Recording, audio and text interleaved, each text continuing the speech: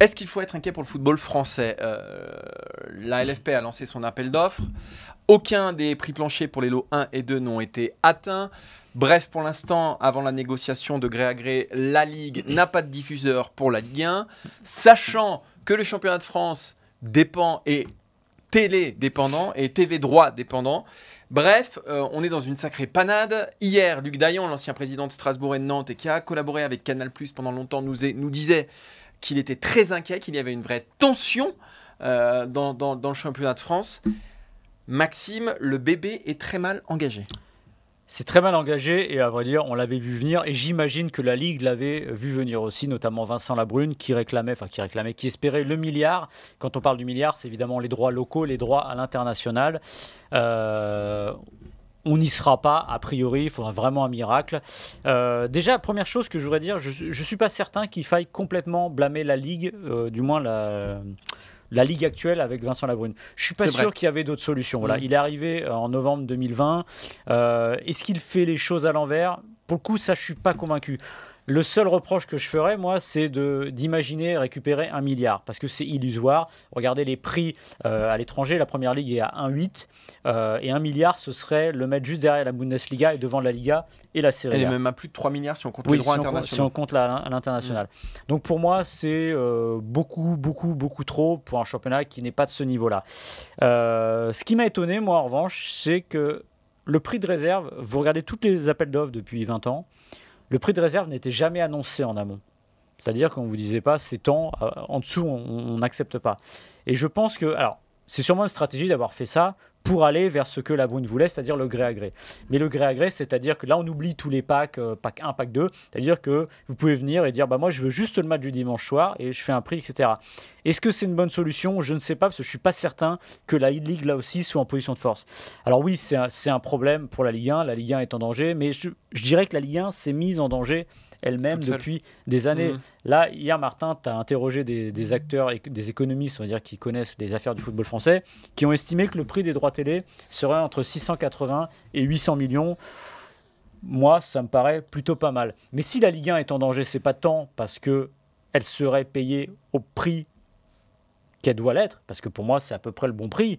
Simplement que les clubs, depuis des années, et quand je dis des années, c'est pas depuis 2 ans, 3 ans, 4 ans, depuis 10 ans, tout ce qu'on veut, c'est une fuite en avant permanente. C'est des clubs qui vivent à perte. C'est pas normal d'avoir un championnat et d'avoir des acteurs où on perd de l'argent tous les ans et où c'est accepté. Parce qu'aujourd'hui, le garde-fou, c'est la DNCG. Et si vous voulez convaincre la DNCG, c'est pas de lui montrer des comptes à l'équilibre, c'est de lui montrer qu'il y a quelqu'un qui peut remettre l'argent au pot quand il en manque. Et ça, c'est pas possible.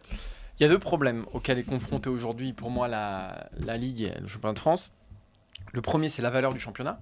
C'est-à-dire qu'on a des joueurs majeurs qui sont partis cet été, Neymar, Messi, qui ont le manque de locomotive. Bon, vous pouvez tout prendre, le Coupe d'Europe, c'est une catastrophe aussi, etc. Mais pire que ça, c'est le contexte concurrentiel. C'est-à-dire qu'aujourd'hui, il n'y a qu'un acteur qui est capable de rentabiliser une Ligue 1 à des prix ou à des sommes extravagantes parce qu'il a 10 millions d'abonnés, c'est Canal+.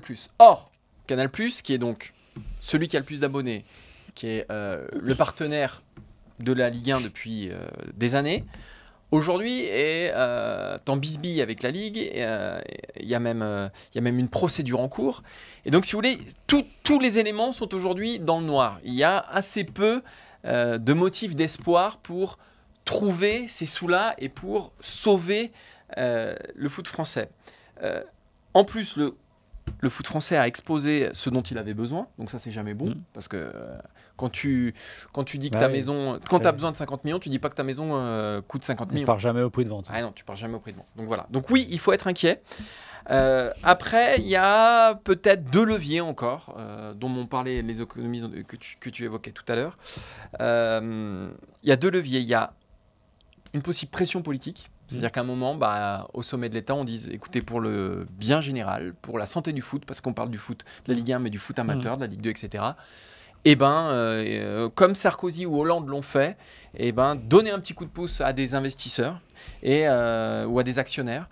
Et en échange, on surpaye un petit peu le prix de la Ligue 1. Donc ça, c'est le premier coup de pouce, le premier levier. Le deuxième, et il est hypothétique lui aussi, c'est un retour de Canal+ dans le jeu, et notamment pour ce fameux match du dimanche soir, qui fait quand même partie de l'ADN de Canal+. Si aucun de ces deux leviers-là n'est actionné, et ces deux leviers qui restent aujourd'hui très très hypothétiques, alors là oui, la Ligue est dans une panade, dans une merde noire. Et dernière chose qui noircit encore un peu plus le tableau, c'est si demain les droits sont vendus 750 millions d'euros,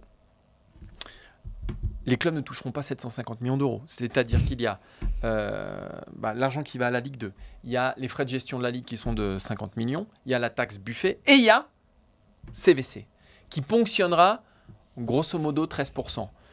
Donc, si vous voulez, dans ce dossier-là, absolument rien ne va. Or, aujourd'hui, il en dépend de la santé financière des clubs français et même, j'ai envie de dire, de la survie de quelques-uns d'entre eux.